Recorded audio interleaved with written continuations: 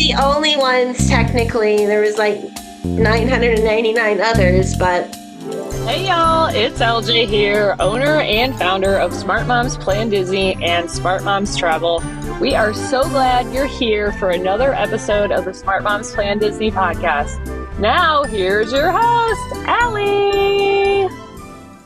What's up, everybody? Welcome back to another episode of the Smart Moms Plan Disney podcast. We've got another episode today full of some really important and exciting tips and tricks I think all of our listeners are really going to be excited about and value. But before we dive into all of that, I want to remind you to stop what you are doing wherever you are listening. Hit that like button, hit the subscribe button. Make sure that you are getting our episodes delivered to you the second that they are available. It really helps us, doesn't take you very long, and it's a win-win because you're going to get the information before anybody else. So stop what you're doing, help us out, and we are so grateful that you are. Another reminder, if you haven't already checked out our Patreon community, we have been connecting with listeners over there for a little while now, and it has been so much fun. They are getting some incredible resources included with their Patreon membership that are what we believe are an incredible value in our guides and some other really fun things that we have coming and planned down the pipe. So if you're not already in the Patreon community, it is not too late to join.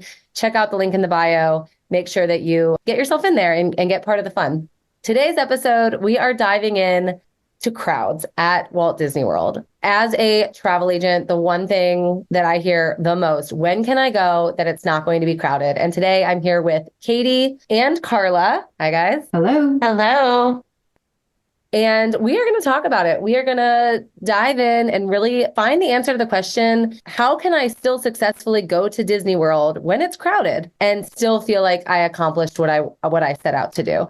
It is possible. It is a little bit more difficult. It does require a little bit more strategy, but we're excited to dive into those details here today. I think it's going to be really fun for listeners that have been with us since the very beginning and have been listening since episode 1. We're going to return to the sevens today. And for new listeners, basically, this is a fun format we do here on the podcast where we take the personalities of the seven dwarves, break them into fun categories to really narrow down the ideas in the topic of the day and find the best answers that we can. So we're bringing back the sevens, talking about crowds, all around just a really fun, helpful, and exciting episode. What do y'all think? Do you go to Disney when it's crowded? Oh, this is such a loaded question because Karla and I are both locals. I will say, though, that doesn't really deter me. We're in the parks pretty often, right, Karla? We are, and I don't think there's a day in Disney now that's not crowded. And I don't think we probably will ever see a day again that's not crowded. But they're like Allie said, it's strategizing a way around those crowds to make it work for you and your family to have fun. Yeah, it is. It is all about the strategy. And the most crowded times of the year are going to be spring break and the time sort of around the holidays, and especially the week between Christmas and New Year's. A lot of people will avoid those times of year because they know how crowded it's going to be. But a lot of people can't avoid those times of year. Maybe you don't have additional time off work. Maybe you're not in a position where you can take your kids out of school. And those are just the times that make the most sense for your family. It's important to me to make sure that listeners and anybody wanting to go to Disney World understand that even though you're going to be dealing with those crowds, it's still really possible. We do spring break pretty much every year. We're heading in a couple of weeks here for our spring break. And 2 years ago, we went with 2 other families, friends of ours, and they were those families that could not go another time of year. Work was hard, school was hard, activities were hard, and the time that we could all go together was spring break. And they were all Disney newbies. I, of course, was not. And I was really able to plan a trip and help them in a way that made sure we still saw and did every single thing that was on our list. We didn't miss out on anything. And when I look back on that trip, it's not the crowds that I remember. I think that's important. That's the biggest takeaway here is, don't let crowds be the factor that keeps you away from Disney. We have said so many times on the podcast, the best idea you'll have today is let's plan a Disney trip, right? And what we mean by that is if you're waiting for the perfect time to go, you're really shooting yourself in the foot. As Karla said, there's not really a ton of times in the year where it's really quiet at Disney anymore. We are seeing that people are coming to Disney whenever they want now that, virtual work is a thing, virtual school is a thing. So we're starting to see those peaks and valleys evening out where people are traveling all throughout the year. That being said, I do still think there are some times of the year that you can go whenever the crowds are lower, but I do think that you can strategize your perfect day at Disney without worrying about crowds. Have you ever been in a position, Karla, where Disney was so busy that it ruined your time? No, because it's Disney and any day at Disney is better than your every day. You know what I mean? So if you go in and that's all you're focused on is it's going to be crowded and it's going to be busy and there's long lines, and you might not have the best time. If you set those expectations where you know that you have to navigate crowds, navigate lines, navigate a little bit of chaos, then you're going to do great. Yeah. And the other thing is, and I think I've mentioned this on the show before, when I have families that come to me to plan a trip, and they'll say, what's the best time to go? My answer is always, it depends on what best means, right? And for a lot of people, that's avoiding these crowds. But the reality of that answer is, when you avoid one thing that you feel could make your trip less than, you're having to take on another factor, right? So you can go in the summer and you're going to have a lot less crowds, but you're going to have a lot of heat. Mm-hmm. You can go in early November, right? It's busier, but it's not quite spring break. And you're going to get the holidays, but you're going to get really high pricing. And so you're kind of always balancing between the factors that people are often fearful of with Disney: crowds, pricing, and weather. That's like the trifecta. And it's really hard to find, it may be impossible to find a time of year that it's like you're going to nail all three. Maybe there's like 2 times a year that could happen. But the majority of people can't just make that time of the year the perfect time for their family. And that's why this episode's important. That's why it's great for our listeners to understand that if you go in with a mindset of these crowds are going to be a lot, and maybe my kids are going to be a little overwhelmed, maybe I'm going to feel a little overstimulated, but now I have the tools to make it a better time overall, then this episode is a win, because that's what I want to leave people with. It really comes down to what you mentioned, Allie, the mindset factor, right? If I can plan you a trip strategically during the lowest point of crowds for the whole year. And if you have a mindset of we're going to go and we have to do all the things and you're so tied up in what your agenda is, you're setting yourself up to have a bad time no matter what, right? Yeah. And before any listeners right now are like, oh my gosh, so the way to avoid crowds is not just to pretend like they're not there and to pretend like they're not bothering me. And we're certainly not suggesting that. We do have tips, strategies, things we're going to discuss, but that is the starting point. And I would encourage anybody that's going during a busy time. Like I said, we practice what we preach here. I'm going to Disney World on my family spring break. I have 3 little kids. Yes, it's true that we've been a lot, so we may be more flexible on missing some things. But my kids get excited about certain attractions as well. They have to-do lists and things that they really want to do. And I am going into that trip knowing that it's going to be a little bit more difficult for us, but I'm going to do these strategies we're going to discuss and we're going to make it happen. And we're going to do it happily. Let's get into it. Okay, yeah, we're going to dive right on in. Before we do, we are going to take a quick break, then we'll come back and do the 7s. But before we shoot to that break, I wanted to let listeners know we have another agent feature. We've been bringing on some other Smart Moms travel agents and doing little segment features and just bringing in other perspectives. It's been so much fun. So make sure you stay tuned to the end of today's episode, as we do have a guest agent joining us later. And if you haven't already, hit up the other link in our bio to let us know what you put in your park bag. We are doing another mailbag episode. We want to know what you put in your park bag. We're going to help you understand how to be prepared for crowds. We want to know how you get prepared for the parks itself. What's in your bag? What's something you had that saved you? Something you wish you had that would have saved you? And maybe we'll read your answer right here on the show. So take a second and do that while we take a quick break. Are you a dedicated fan of the Smart Moms Plan Disney podcast and feel the need to take notes while listening to each and every episode? Our Diamond Mind Patreon subscription is a perfect fit for you Every month, our Diamond Mine subscribers receive a new Disney travel guide that simplifies and organizes the podcast content. Join our community at patreon.com and search for Smart Moms Plan Disney podcast. Joining our Patreon supports our woman-owned small businesses and allows you more simplicity and support in planning your next Disney vacation. Join us at patreon.com and we'll see you there. Katie, Karla, listeners that have been with us, I am actually so excited to do the sevens right now. This is so much a part of what this podcast is built on. And it's such a great way for us to break down everything people are wanting to know. People want to know, how can I make my trip successful with the crowds? And we're going to tell you emotionally how it's going to work the whole way through your vacation. We're going to start with Grumpy Dwarf because the reason people want to avoid the crowds for the most part is because either their spouse or their kids, or they recognize in themselves that they're going to be dealing with grumpy energy. I hear all the time, oh, I would go to Disney then, but my husband, he just can't take the crowds. And it makes everybody have a miserable time because the crowds are so hard. And I understand that grumpy is the overarching feeling when you're really talking about how busy Disney can get. And I have a really good friend that hasn't been to Disney, and you can all believe that I'm working on that. And she said, that's the reason we can't go. It's just too busy. That's so wild to me. You're gonna forfeit all the magic of Disney because you're gonna be grumpy about that one thing. That's really silly, right? That being said, I will acknowledge in myself that I'm a grumpy person whenever it comes to lines, right? So if I'm waiting in long lines, if I feel like I'm spending a long portion of my day, I'm at the end of my rope, right? Because I also have 3 little kids. And so if we are standing in a queue and the queue is 30 minutes long to meet Winnie the Pooh or something like that, we are losing our minds in that line.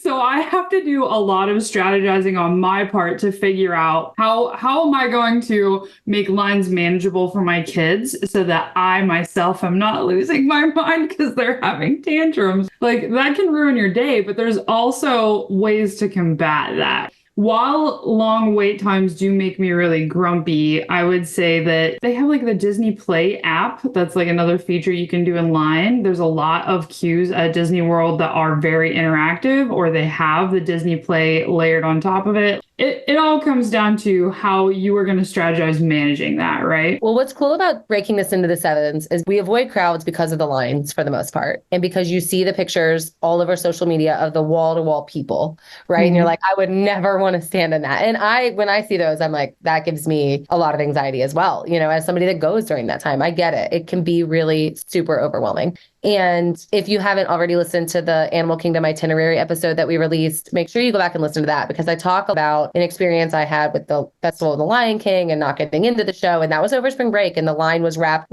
2 parts of the park, around. Mm-hmm. And ultimately we did get in, and we'll talk about how here in a bit. But the idea that a show is going to have a line that wraps so far that you can't even get in for seating, it can be really scary. And stroller parking, that's a thing that if you have little ones, you need to think, what's the worst? What do you guys think is the worst stroller parking in all of Disney World? Oh my gosh. Listen, no, I know what it is. Okay. And it's in Epcot, the new Moana Journey of Water attraction. I was there when it opened. So all throughout the Disney parks, there's several places to park strollers. Parking your stroller is not usually that big of a deal, but around the Moana attraction, there's parking over by the Seas with Nemo. There's parking before you head into the land pavilion, but there was strollers just everywhere. It was starting to choke off the pathway for people to walk because there were so many strollers. It was insanity. Well, before listeners start to think that they're just going to be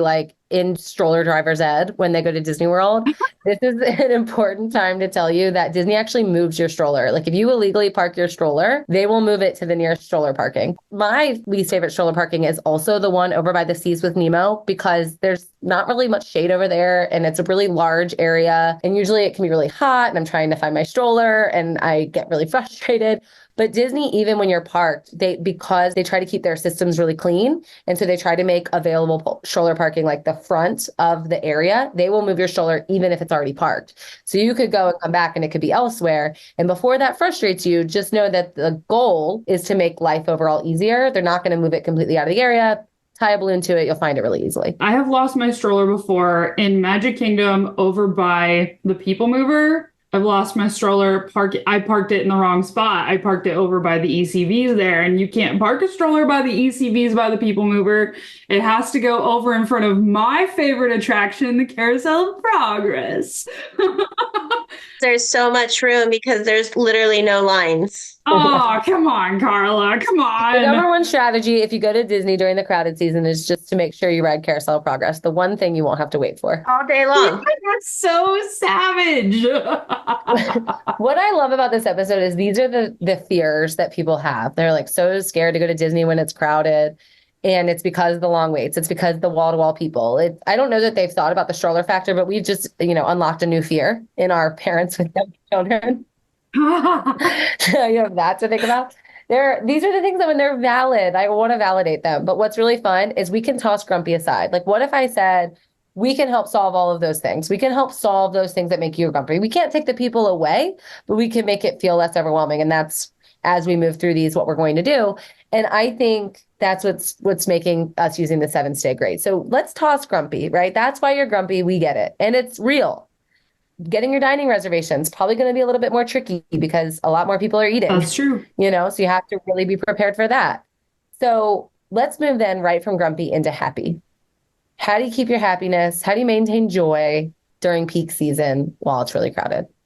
Karla. Lots of snacks, lots of drinks. First off, I think you need to prioritize your day. I think you need to go in saying it's a busy Saturday at Magic Kingdom. I want to hit 5, 6 attractions and go in with that mindset that that's all that you need to accomplish that day. That's going to make you happy. That's going to give you your Disney magic day at Magic Kingdom, right? So it's figuring out a way to navigate the crowds, the walkways, everything to get you to where you need to go. And don't worry about everything else that is on your app saying that this is what you need to do today. I agree with you. I think that's a great strategy, Karla. You have your plan and you're just going for it because that's going to make you happy. That's all I got. That's right. That's exactly it, right? Like you go in and you say, okay, these are the highlights that I have to hit today. And if we hit anything else after that, it's all the icing on the cake, right? Like that's the approach you have to take is I'm going to hit the highlights and prioritize those things that are do or die for my family. And everything else is just the extra. It comes down to asking each individual family member that you're going with what their number one is. Yep. I know that my Magic Kingdom day isn't complete without a ride on Haunted Mansion. Like I don't even really love the ride. It's just kind of nostalgic for me and I have to go on it. We all know what Katie's is. Allie, what's yours? I will not give up Enchanted Tales with Belle until more of my children than just one gets to be the Beast. So I'm like relentlessly trying to get in there and see one of my other children. I have a kid that's done it more than once. I want somebody else to dance with Belle. I'm not even kidding. That's my priority when I go to Magic Kingdom. I don't even know if it matters to them. Does that make me crazy? I love that. I love that that's your hot take is we have to do that every time. Eventually it will happen.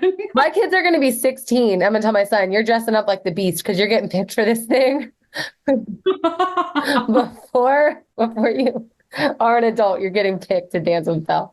But that's such a good point. Like, that's what we do. I ask my kids, what's your priority? Every single time my son says he wants to ride Everest, but he doesn't call it Everest. He calls it the ride with the big, I think he says the snow guy, because he's seen him on the commercial in the resort hotel rooms. He's never ridden Everest. He's too short, but it's always what he wants to do. And then every time I have to tell him no, but really, that is what you do. That it is a sacrifice you kind of have to make. You're probably not going to see and do everything. Or if you do see and do everything, you're going to be heavily strategized, which we'll get to in doc. And you may lose a little bit of the relaxing joy just because you're going to be really, really focused. It's like game on. like you're going to win a medal for completing it all at the end. That's how it's going to feel, like a marathon. But if you do make it a priority to slow down, to hit the things that everybody, the one thing that's going to make their day the best it can be, then I think that that's going to make you the happiest. I think so too. I really feel like the key for you to stepping outside of chaos is you have to decide for yourself, I'm slowing down the pace, right? Like, I want to be a park warrior, I want to be doing the 4 park challenge and we're hitting everything we got to go hit, right? That's fun. It's fun until it's not fun. Oh, yeah, that's true too. That's very true too. Yeah, I really feel like the key to enjoying yourself is to remember to enjoy yourself, right? Slow down that pace, hit what's important.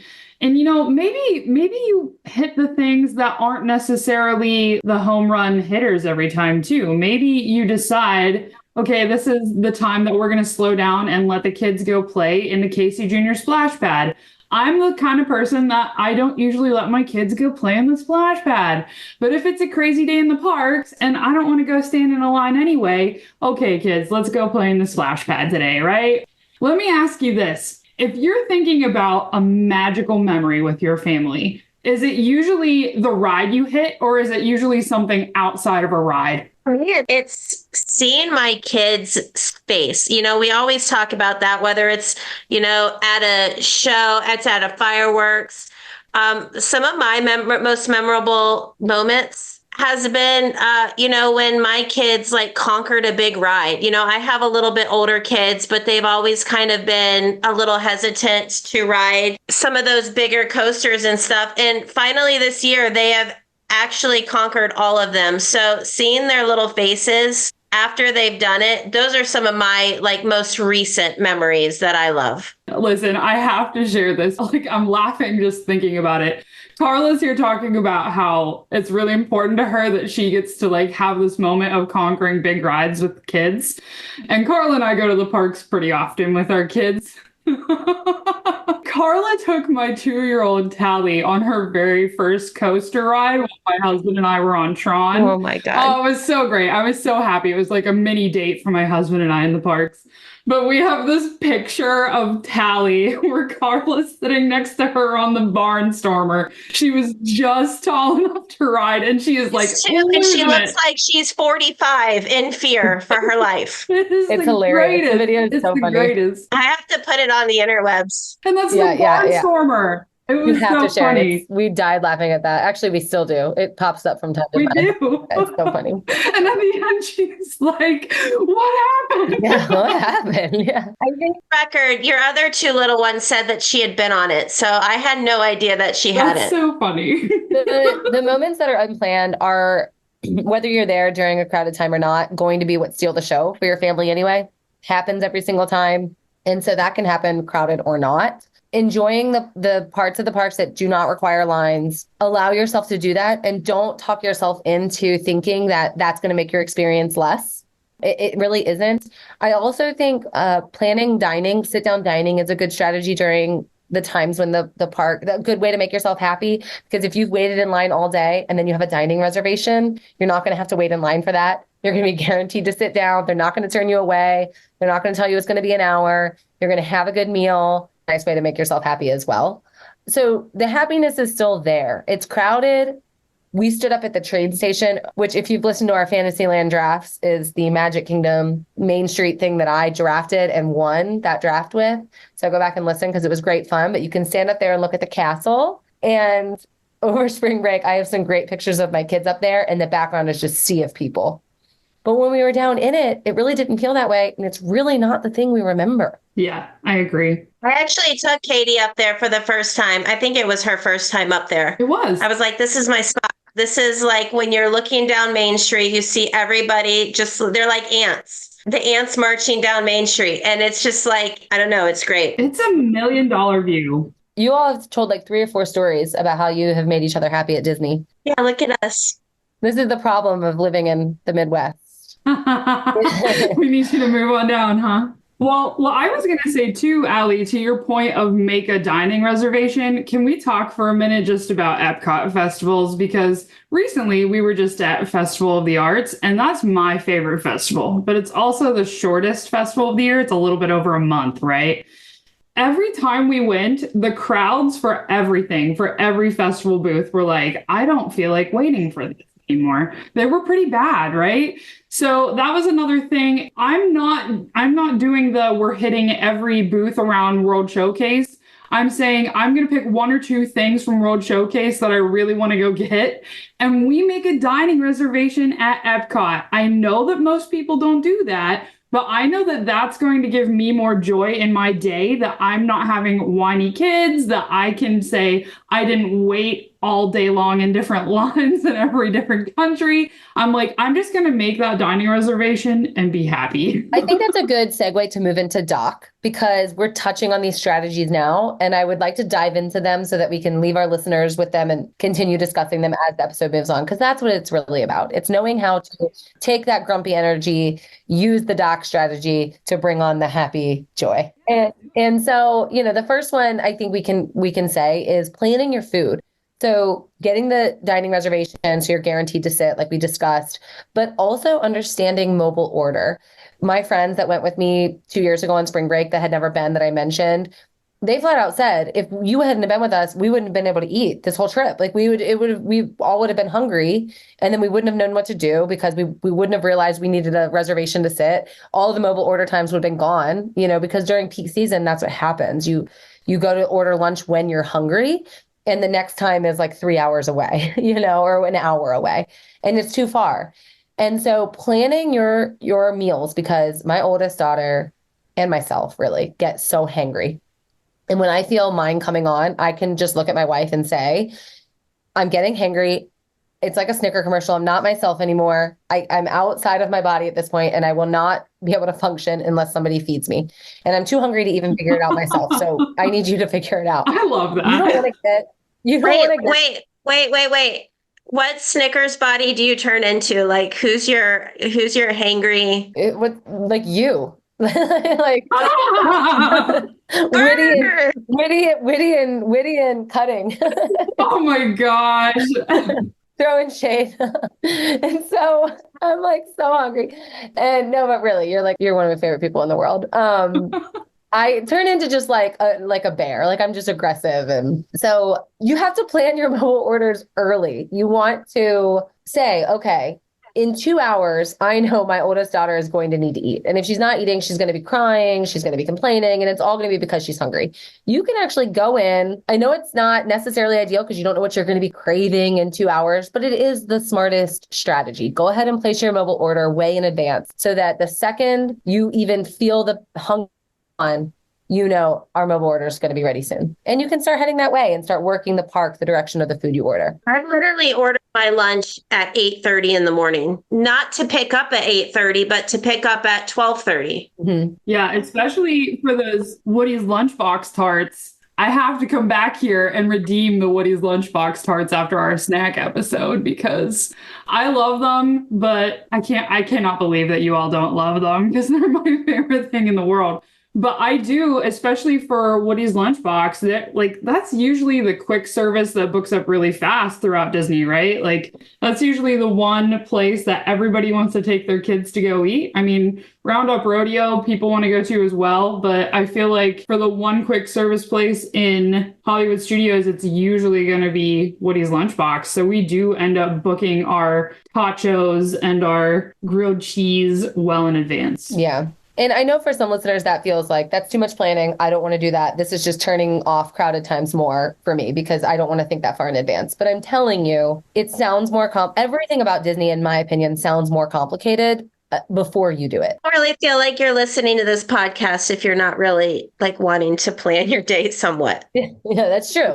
But I think the idea of having to order lunch at 8:30 in the morning can be a bit of a turnoff.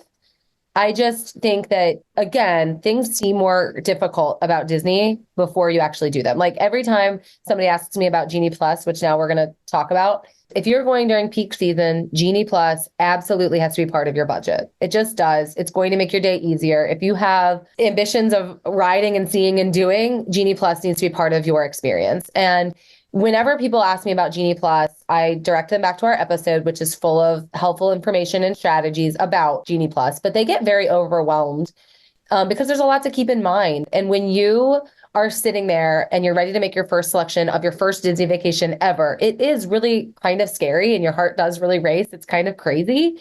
But after that first one, it's not hard again. You know, you get the hang of it, you get rolling. It's really not that big of a deal. And that's the same with the mobile order thing. You know, it feels like it's going to be this overwhelming thing ahead of time. It's not. You're not going to be on your phone all day. You're just going to be on it for 2 seconds to place your order, for 2 seconds to make your next Genie Plus selection. Obviously, though, people over exaggerate this so much, and we see it all the time. I don't want to be on my phone all day. I promise you're going to be scrolling Instagram more than you're going to be on your Disney app figuring out your next ride. Yeah. You're going to know before you scan in what you want to grab next, and you're going to do it so fast. I do it as we're barely past the turnstile, you know, and it's done and you've got it locked in. So Genie Plus is, I think, the number one strategy for peak season. I mean, a lot of what we've discussed is really important, but I just think making sure you give yourself, and for those that don't know, I'm sure most do, but for those that don't, Genie Plus is the line skipping service that Disney offers. It is not free and it does not have a general pricing. So the price fluctuates. It is going to be more expensive during peak season because it's more desirable. So it's just one of those things that I think you plan for, you budget for, you understand it's going to be more expensive than if you were there during a lower, you know, when wait times are lower on average, and you make it part of your plan. You said, Allie, we practice what we preach. And, you know, Katie said before that her and I go all the time because we're local. And it's true, but I'll be honest, I don't use Genie Plus. I probably use it 1 out of 5 times. And I use it when I know how crowded it's going to be. And I use it as a way to navigate that, to make sure I'm happy, my kids are happy, everybody's happy. Exactly. That's it right there. You use it when it's crowded and you're somebody that goes during every type of season. And so that's just kind of driving home that it's the one. It's the biggest strategy. If you can only do one thing to make the crowds better, that's the one. And you can think up front, you can say, oh, but it's going to cost me so much more. Make it part of that budget immediately. Just already go ahead and plan for it so that you're not surprised later. And I want to segue into the next dwarf with the last couple of strategies here. A couple of strategies are use the extended time in the park, you know, get there early and if possible, stay late. And we're going to talk about how, and take midday breaks. And I think those 3 strategies really roll into your resort and your sleepy, where you're staying during the crowded times, really nicely. Those strategies complement your resort more than anything. All on-site guests are going to get early entry, and you can get one big thing done in that early entry. Can you get more than one during a really crowded time? Maybe. It depends on what they are, and it depends on how close they are. But you can at least get one checked off. And during a really crowded time, one big attraction is a pretty big deal. Anytime you can get more park time than what it's open to the public, you should absolutely capitalize on that because you are going to have a lot lower wait times. Would you guys agree if I said this to you? You can avoid purchasing Genie Plus if you stay Deluxe because you will get extra hours in the parks. So you'll get to ride a lot of things with pretty much no wait. And you'll get like the best pools on property for midday breaks. You'll even leave the park during the day. You won't even be there for some of the Genie Plus hours. Would you agree with that? Do you think that's a legitimate strategy? I think that's maybe the best strategy is stay Deluxe and use those extra extended evening hours because sure, do you want to be a park warrior and add Genie Plus on top of that? Okay, sure. Then you're going to do that, right? But if your goal is, I want to go on a Disney vacation, I want to have a magical time with my family, I don't want to be overstressed, I don't want to be over planning. Yes, then the greatest hack is you need to stay Deluxe and take advantage of those extended evening hours. Yes. Get there early, leave midday, come back an hour or 2 hours before fireworks, and then utilize those extra evening hours. I mean, we've experienced it. We have literally stood on Main Street where we were the only ones there, it seemed like, We got our own buggies at Haunted Mansion. Like, it was crazy. We have a picture where we're the only people in the expanded room.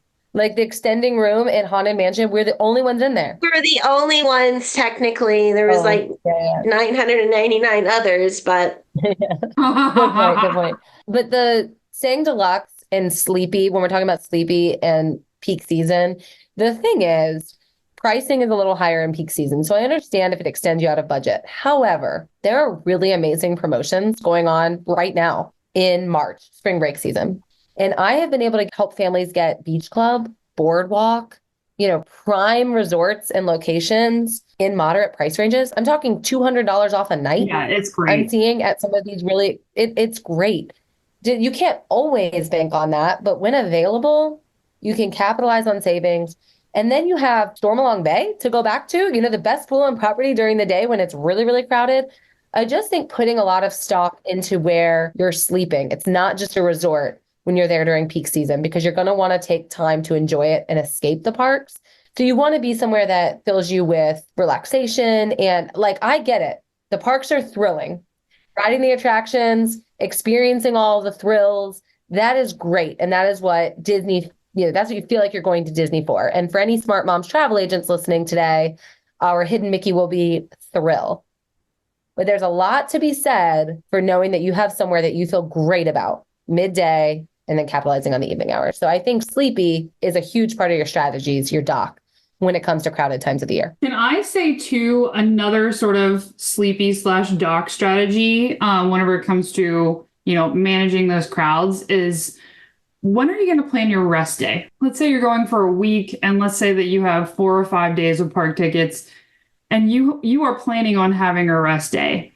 The parks are naturally going to be busier on the weekends whenever locals like myself are going to be there, right? It's a lot less crowded Monday through Friday than it is Saturday, Sunday. And so if you strategize so that your rest day that you are hanging out at Stormalong Bay or wherever you're staying, if you strategize that to be on a Saturday or a Sunday, that's a great way to capitalize on your time as well, right? Because you're not hitting the parks whenever it's going to be incrementally that much more busy, right? Yeah, absolutely. I mean, the extended hours are not on the weekends.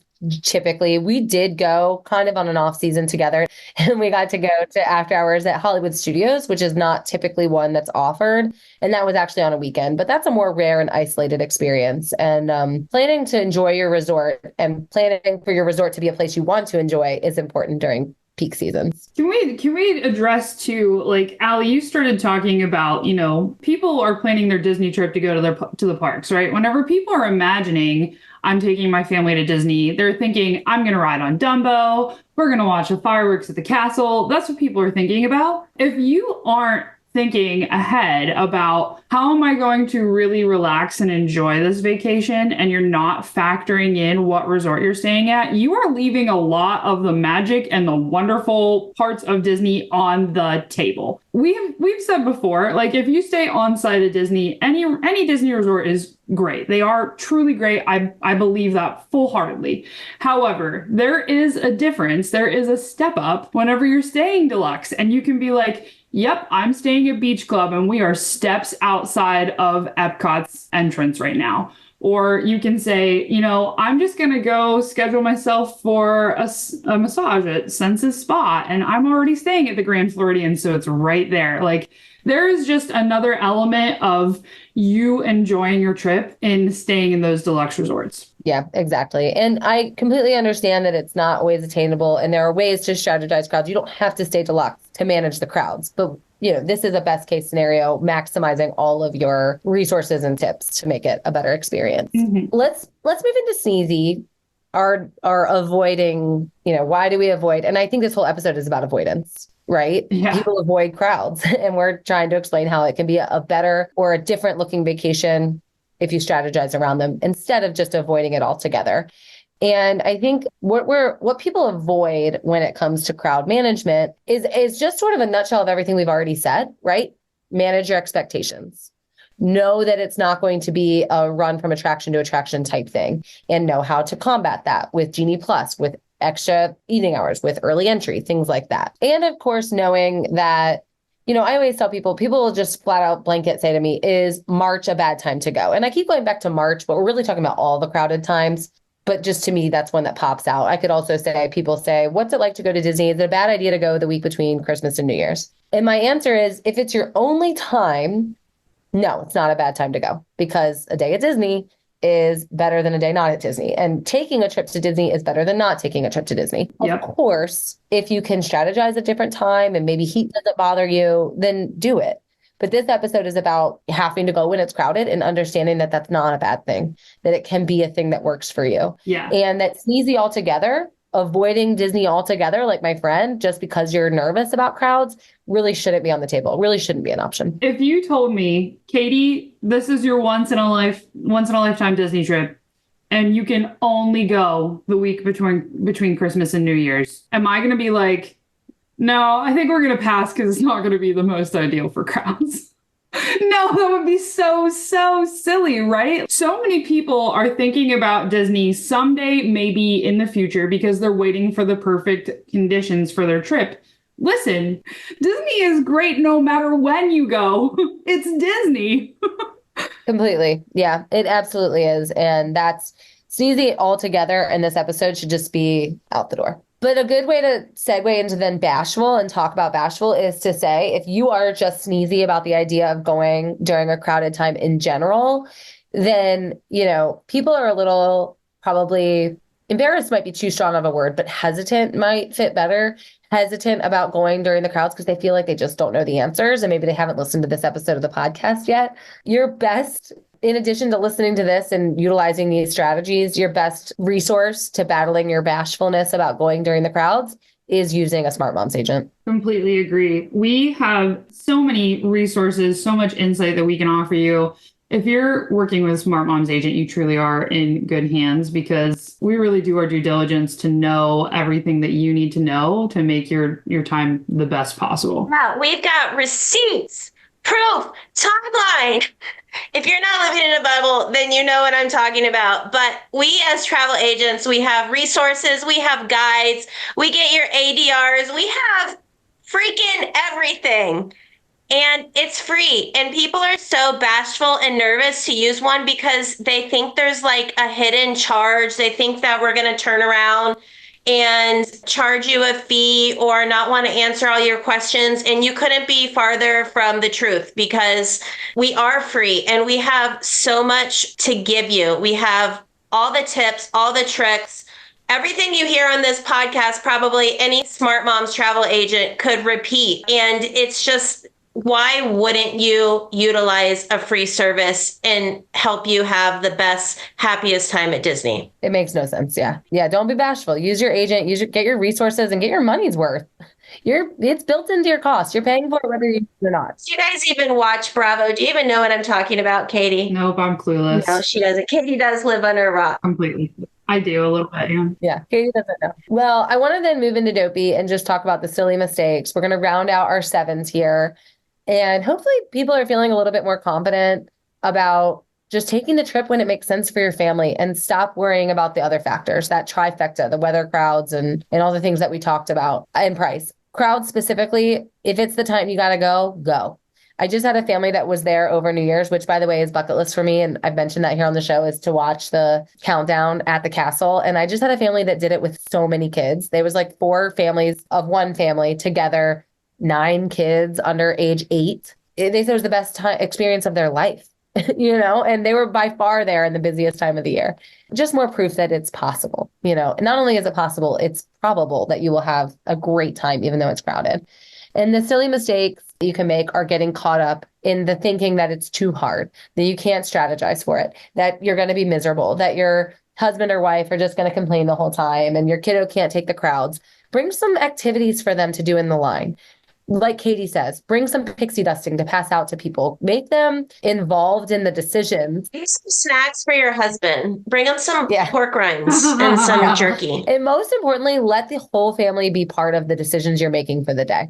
Because if they feel like they're having some say in what's going on, and they don't just feel overwhelmed with crowds, they're going to probably have more of a fun time. And so it's a silly mistake to avoid all of it altogether. I think another silly mistake that people, I guess, ask us often is Disney so complicated that you can't just show up and wing it? And I mean, no, you can show up and wing it and have a great time. It's Disney. However, if you're going to be miffed by the crowds, if you're going to have these expectations of I'm going to do everything, like it is a silly mistake to plan to not have any plan. It's a silly mistake to wing it whenever you're there during peak season. Yeah. All of your fears will come to fruition if you don't plan and strategize. So the two go hand in hand. For sure. Well, I think we did it. I think we changed minds. I think if you've been considering going and you've been avoiding it because it was a crowded time, please fill out the link in our bio to get connected with a Smart Moms agent and podcast host so that you can get started planning and know that you're not going to have a miserable time, that it is all doable. You can still ride the attractions. You can still see the shows. You're still going to get a Mickey bar. Life will still be amazing. And at the end of it, it's not going to be the crowds that you remember. It's still going to be the magic. So don't miss out by just filling out the link in the bio. I'm going to take one more quick break. When we come back, we are going to be with our guest agent for the day. And I'm excited to share that with everybody. Hey there, friends. I'm Katie Boone, one of your podcast co-hosts. I'd love to invite you to join my Facebook Disney planning community called Planning Disney with Babies, Toddlers, and Preschoolers. In my group, I love discussing all the aspects of planning your magical vacation with little ones. Find my community at facebook.com/groups/Plan Disney with Little Ones. Again, that's facebook.com/groups/Plan Disney with Little Ones. When you join, don't forget to tell me you heard about my group on the podcast. See you there. Hey, wait. I know you're ready to get back to the podcast, but I've got something very simple for you to do. Join my Facebook group, Disney Planning Made Simple. I'm Stacy, one of your podcast hosts, and I have a sweet, friendly Facebook group made for those of us who thrive in the simple pleasures of life, things like family, food, and Disney. Join at facebook.com/groups/Disney Made Simple or follow with the link in the show notes. We'll be so happy to see you there. Welcome back, everyone. I am here today. We have another featured agent segment, and we have been doing this for the past couple episodes here and there. It's been so much fun to bring other Smart Moms agents in and get new perspectives and ideas about topics we maybe haven't touched on yet or conversations that I know people want answers to. And I'm here today with Emily Boone. She's one of our agents. She is amazing. Hi, Emily. Hello. It's nice to see you, Allie. I'm so glad that you were able to come today.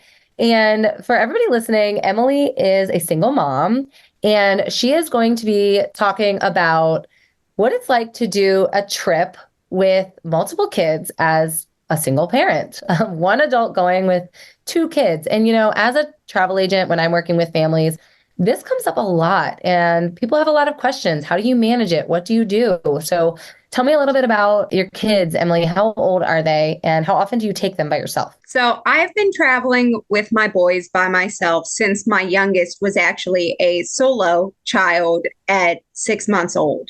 And my boys now are 4 and 7. So we just hit the magic number where my oldest can ride alone. But we had to learn how to manage without that for a very long time because he literally turned 7 yesterday. So they are just the funniest kids. One is Daredevil, loves all the thrill rides, and one is a scaredy cat to the maximum. Pretty much hates anything beyond like Little Mermaid style Omnimover rides.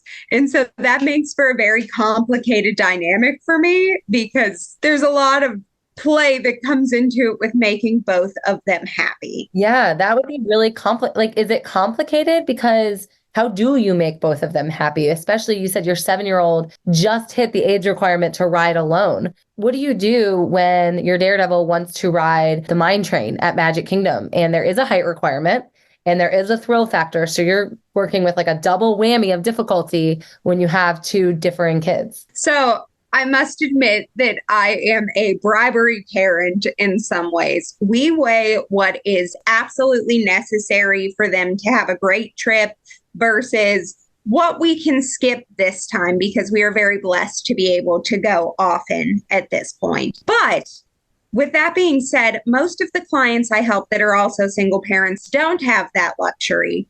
And it comes down to a few different things. We prioritize what is most important to each child. And we kind of like tell them, hey, this is what your brother absolutely wants to do. I know it's a little scary for you, but you are big enough to do this. So like, can we make this happen somehow? And sometimes we can. And sometimes, there is a little bit of disappointment because rides like Tron, for instance, my 7-year-old is big enough for Tron, absolutely loves thrill rides. So you can imagine he is all about hopping on there and getting launched out of the building. But my 4-year-old's not tall enough for Tron just to begin with. And so that's one of those rides that I'm like, buddy, this is going to have to be a one-on-one trip. And then the other piece of advice that I would give is to look into nanny services in the parks. There are a ton of great ones. There are some that like don't have an hourly minimum. So you could literally pick them up for an hour or two and just bring them in. I have used them before on trips where I just couldn't swing bringing somebody else for the full time, because most of the time what they're charging is actually going to be cheaper than buying somebody else another day ticket and their food and them staying with you in the hotels. And so we start by prioritizing like what we absolutely can't miss and what is like each of their favorites. And we kind of go down the list from there and just try to balance it between the two of making everyone happy. My other like secret trick up my sleeve is I will completely avoid the areas of some of the rides that I just know that we're not going to be able to do. Like Tron, for instance, we don't go anywhere past Space Mountain. Yes, my oldest sees Tron when we ride the cars, Tomorrowland Speedway. That's its name. So you see those things, but kind of making a note in your brain like, hey, this could trigger a meltdown. Let's not do that. And going from there. That 100%, my biggest piece of advice is to get the priority list down first and then set a realistic expectation before you go. So watch the YouTube videos for the scaredy cat child. That's something that like has been really good for us. Him knowing what to expect, even though he doesn't necessarily like love it, he can brace himself for it and we still all get to go. Yeah, that's really interesting. So a lot of it for you is tempering expectations because am I understanding correctly that Disney doesn't have any sort of accommodation for if you wanted to ride with the Daredevil, there's not like a child holding area or a way to make that happen without leaving a child behind? It's just basically a forfeit of the experience. Is that right? That is correct. There have been instances where I have seen a cast member like hang out with a kid just because usually in those instances, they didn't realize the kid was too small to ride until they got to that final check. And so that is the only instance I've ever seen a cast member allow a child to stay with them. And that is one, never a guarantee, and two, not Disney's policy. So not something we can expect. Okay, interesting. And what about, there are a lot of attractions at Disney World that are seated 2x2. And you said you just got a kiddo aged into, being able to ride alone. So is that also a forfeit situation or how do you? So not necessarily. That typically depends on the cast member. Since my boys were 6 and 3, realistically, the last trip that I took them, they allowed me to sit. We'll use Barnstormer, for instance. Barnstormer, technically you could fit 3 across, but it's tight as it is. They let us sit in like one car with them in front of me and me behind them. So they do allow that in some situations. They have allowed us to do that actually on Seven Dwarfs too. The other option is they bring in single riders. So if you can make friends with a single rider in the line, I have done that multiple times and I'm just like a social person.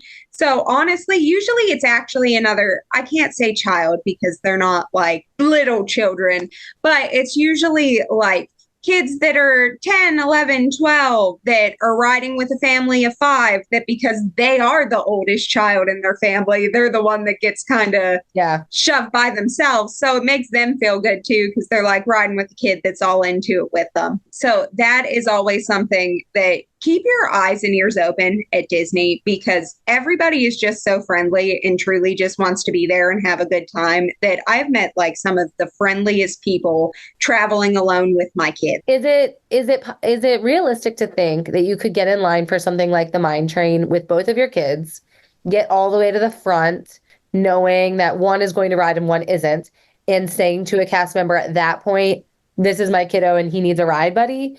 Is that like realistic so that they're not forfeited experiences? So that is, especially on those bigger rides like Mine Train, they typically can call for groups of odd numbers. You'll actually see it just in a normal day in Magic Kingdom. They'll call for a party of 2 because they have 1 row open, or they'll call for, 3 people because they have a row and 1 seat open. And so they do fill those rows as much as possible to begin with. So it's usually, if you tip them off, especially right when you're going in, like, hey, we're an odd number. Is there any way we can call to see if there's a single or somebody to fill? My child's not scared to sit with them. I'll be right behind them kind of deal. Because you are right there. Or potentially not riding, right? Like if you're going to sit out with your 4-year-old, you can maybe stand at the exit while they ride if you get them to the attraction. Yes. So like Seven Dwarfs Mine Train is a great example of this too. Right where you board is also realistically right where you exit. There's a door that like separates the two. So I never, even though my 7-year-old's big enough to ride by himself, I never make him wait in the line alone. I will go the whole way to the ride with him, and then we will dip out the exit. And they don't let you stand like on the loading platform for safety, of course, but you can wait right outside the gate. And so as soon as he comes around, he sees us and is right out with us. And there's nowhere for him to get lost because I watch him onto the ride. He comes right back around. Yeah, it's really manageable, right? You just have to strategize and be comfortable doing things in an unconventional way. Yes. And tempering expectations, I think, is the most important thing, but also understanding that there are ways, right? Like that is a great strategy for saying, my Daredevil gets to do the things he wants to do. And obviously maybe your little one gets an extra snack or something. Yes. Mickey bars are a good source of bribery at our house. Yeah. What do you think is the hardest part about being outnumbered by your kiddos? This is actually going to sound a little crazy because nobody really thinks about this, but the hardest part of being at Disney World, being outnumbered by the kids, is managing the bus transportation because we still use a double stroller. And for a long time, my children, were stacked. So one was walking, but my oldest is actually on the autism spectrum. So we have an elopement risk on top of just normal kid things. And my youngest is a clingy mama's boy. And so he wants to be held and picked up. So I don't necessarily have a hand to be folding the stroller, holding a hand, carrying a child. And so, especially when they're young, I highly recommend a baby carrier, even if it is literally just for the bus. But that is where I get the most anxious about having them by myself because there's buses moving, it's loud, there's a lot going on right there. That's really good insight. It's in no way what I would have expected you to say, but it's funny because when my family goes, I'm the stroller folder. And I always tell my wife, get the kids on the bus and I'll be right behind you, and if I lost Element, it would be very difficult. Yes. And then you have mine are both potty trained now, but they weren't for a long time. And so we had diaper bag on top of that. And anybody who has ever folded a stroller knows if you don't have that shoved perfectly in the bottom, it's not going to close. And then if you're pulling it out, you've got souvenir cups flying everywhere. And so that is honestly like the thing that I always try to brace the single parents for. Like once you're in the parks, you've got distractions, you've got characters, you've got snacks you can grab. There's entertainment everywhere. Yeah. At the bus stop, they're just trying to get on the bus or they're trying to play because there's really nothing for them there. Yeah. And so that honestly is one of those things that people don't really consider when they're traveling alone with the kids, but it's necessary. What would you say is the most unexpectedly easy part. Like maybe this is a source of anxiety prior to the trip for somebody that's traveling outnumbered by their kids or by themselves with their kids. And then you're there to say, don't worry about that part. Honestly, generally the park time in general, people get really worked up about like running from point A to point B and getting everything done and seeing everything. But I find when I'm traveling alone with my children, it's so much easier to let them lead. We kind of go over the things we want to do so I can lead them to the things they want. But allowing the kids really to be the kids because you're outnumbered is so much easier. So like to pick rides, most kids are in agreement on like Dumbo's fantastic because of that playground. And I get to really enjoy and like see it through their eyes because I'm not keeping up with another adult. And so while I've had, especially when I was traveling alone at first, I've had a lot of moments where I'm like, oh, wow, I've got like nobody to talk to. And I look kind of crazy because I'm just here with the kids by myself. But it is not that whatsoever. A lot of people are outnumbered at Disney, not just single parents, but there are many large families that go to Disney. So you're never going to look weird just hanging out with kids at Disney World. Yeah, my wife and I are outnumbered. We're outnumbered. We have 3. Yeah, see, precisely. And so for me, realistically, everybody is worried about what they're going to accomplish when they go to Disney World. They don't want it to be a wasted trip. But my favorite trips are usually the ones where I'm alone with my kiddos and I let them pace the trip because they're more pleasant. We hit the priority things, but we also get to see a lot of things that I would have walked right past to begin with. Like I had never stopped at Cinderella's wishing well next to the castle until a trip where my little boy was like, "What's that?" And I was like, all right, let's go. Like, I don't know. Yeah. Yeah. I love what you said. Let them lead. I feel like it's a really good opportunity when you're a single parent alone with your kiddos or having those one-on-one trips or those outnumbered trips, kind of all of the things we've been talking about today. It's nice to let them lead, and not a whole lot of places and scenarios in your life where you can just do that. And Disney World, regardless if you're outnumbered, is the perfect opportunity. I think a lot of what you said could give a lot of encouragement to people that are hesitant for doing a trip like this. I talk to people all the time that are very, very fearful of traveling alone, especially with their kids. And I think Disney World is the perfect place to let those fears subside. It's a great opportunity. One thing I do want to say, just kind of as a blatant statement to everyone, is I have never felt unsafe traveling alone at Disney World. Not to say you always take your safety precautions. Don't post your exact location when you're alone with your kids right at the time you're doing something. Follow basic safety tips. But Disney is well lit. The hotels, like the full way around, are well lit, even when you're coming back at night. Cast members are friendly. Everybody's talking to you.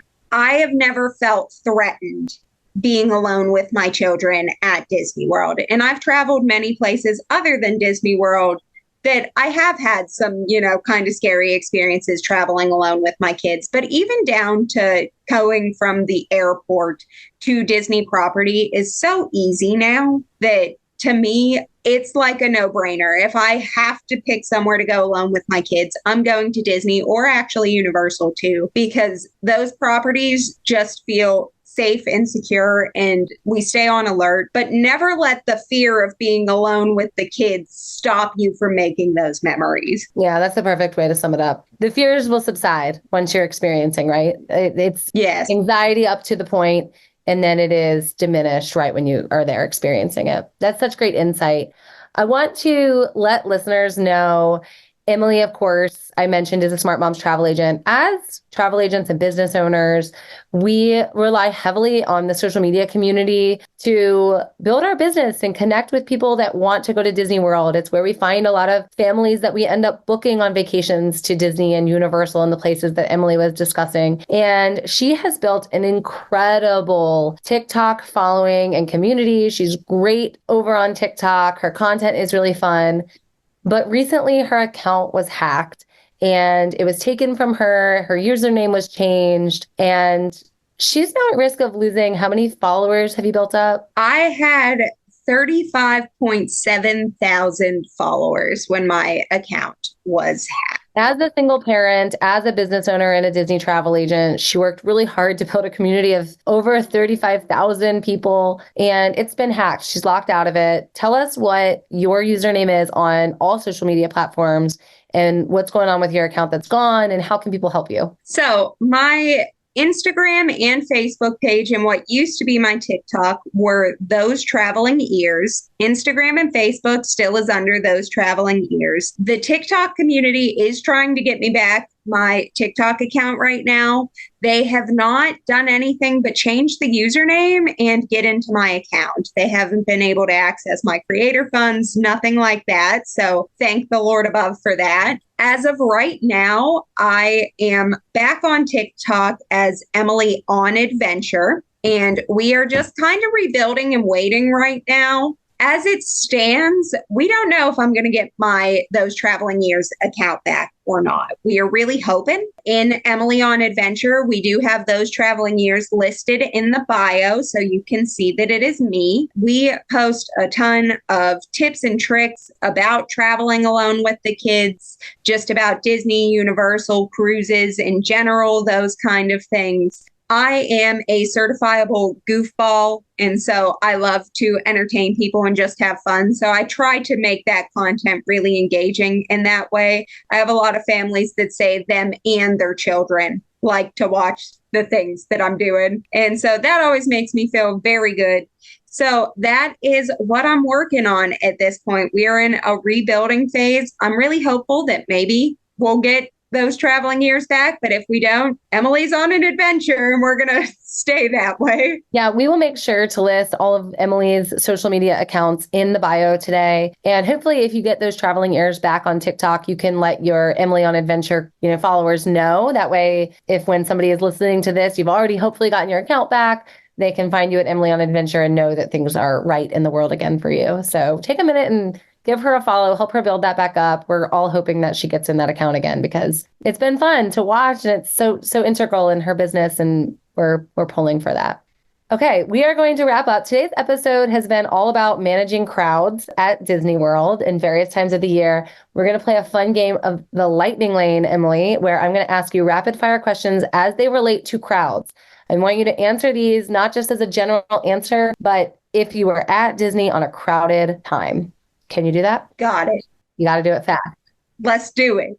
All right. The parks are so crowded. Which attraction would you absolutely skip? Jungle Cruise. Wow, that's shocking. The parks are so crowded. Which attraction would you definitely not skip? You're waiting no matter what. Haunted Mansion. Do you stop and enjoy the parade? No. Really? What do you do instead? Usually we use that time to eat, actually, because it's not as crowded. Yeah, the parade viewing can be really tough. Which character meal would you pick to escape the crowds? Topolino's breakfast. What is your least favorite park to do when it's really crowded? Hollywood Studios. Which part of it? We primarily focus on Star Wars and Toy Story. And so if it's super crowded, you can't walk through Toy Story. That's so narrow in there. We've talked about that on this. Okay, what is the most manageable crowded park? I think Epcot. Interesting. I think I would have said Animal Kingdom. I could see that too. You can make an argument for either one. Okay.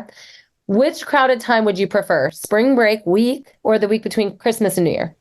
Christmas and New Year's. And going back to your topic today that we discussed, as a mom alone with your kiddos, which resort would you choose to stay at? On a crowded time?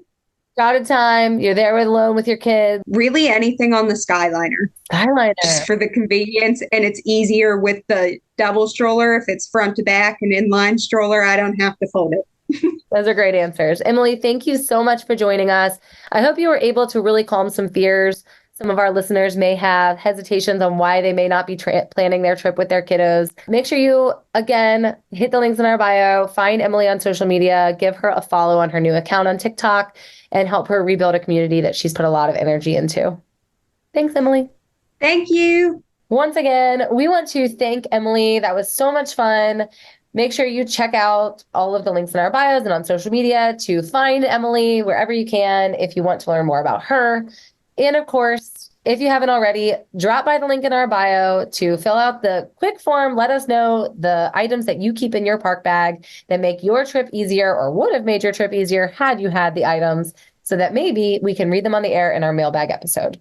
That is going to do it for us on today's episode of the Smart Moms Plan Disney podcast. I can't wait to hear how many of you plan on now going, taking that spring break trip, taking that holiday trip, the trip you were afraid of that you now feel more confidently about. We are ready and excited to talk to you about it. And this was really fun. Katie and Karla, we had a great time. And I feel really good about the information we left with everybody. Recently, we had a Patreon member, Nicole W., say, "These women on this podcast are amazing, funny, and down-to-earth people. I love hearing their stories and adventures. The info I get from listening definitely has me prepared for WDW. I'm a Disneyland girl, and I know it like the back of my hand. But the info from this podcast makes me feel like I know WDW a lot more than I should, since I have only been once and can't wait to go back."